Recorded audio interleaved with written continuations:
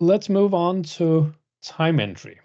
Timesheets, actually, I should show that when we are on resources, new document, create time periods. Sometimes it's called time periods and sometimes it's called timesheets. It's not really consistent, but this is the way we would create timesheets and say, now we're going to create timesheets for the period of May, for instance, or whatever period of time we want to create timesheets for. Of course, you can create them into the next couple of years, but that means you then have hundreds and hundreds of open timesheets. Is that a problem? Maybe not. The period number field, don't fill that in. If you do that, then it will start numbering from that number unless it is 0. And usually you want it, if your weekly timesheet, you want it to use week numbers and not start over every time. The reason it's there is for some kinds of periods where there isn't a reasonable numbering. So if you have bi-monthly, semi-monthly periods or bi-weekly periods, there's no given number for that. So you need to supply your own numbers.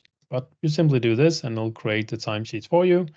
This means that Cassie now has a number of timesheets available for time entry, and we can see her list of timesheets where she can track her time on.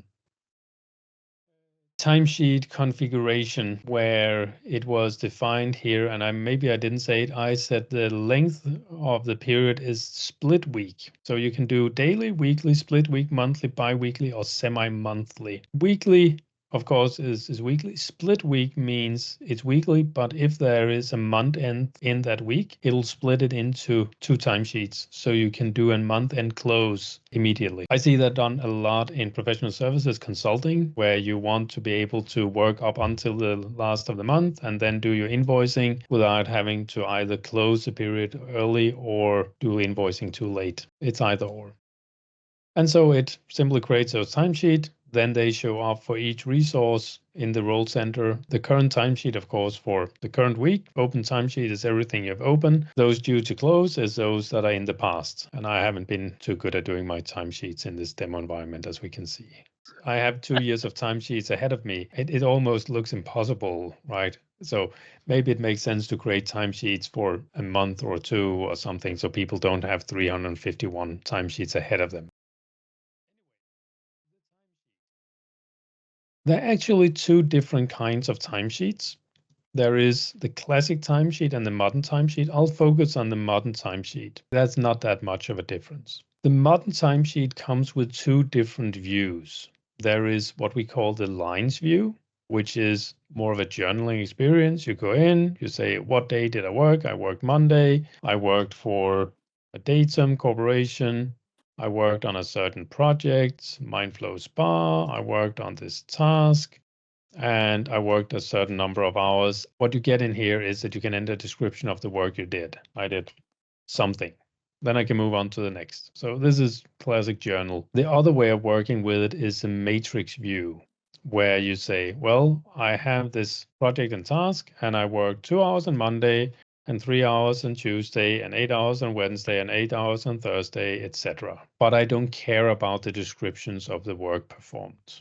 These are the 2 different modes. And of course, you can switch back and forth as much as you like. There's even a shortcut key for it, Alt W. So you can just go back and forth and say, well, now I want to do this way, and now I want to go back the other way. So you can definitely do that and then switch back. And you can also do adjustments. Say, oh, it was actually 7 hours. And when you switch back, then we see it. So I see a lot of those doing the journaling, using this just to get an idea of how does this look. Big picture, you also have this graph which shows you your capacity and shows how many hours you have tracked. And you can see, well, this day looks good, but I need some more time on Mondays and Tuesdays and definitely on Fridays as well. So this is the simple time entry. Now there's some other option that goes then in reverse. So if I bring in my real Outlook calendar, I can open up an appointment. This is a meeting we're having right now. And I can open up my timesheet from in here. The downside to that, and that is my honest opinion, is this works really well if you do it a lot, because the startup time is then a lot less. But the first time you do it every day, it needs to do the first login in Business Central. And for some reason, that takes too long. I mean, I don't have the patience to wait for this. I'll go in and track my time otherwise. But again, especially in the legal space, we have a lot of people doing that, and they do it not only for their calendar appointments, they do it for the emails as well. Because in every single email, you can go in and say, this was related to this project, this task, and I spent 6 minutes on it. Next email.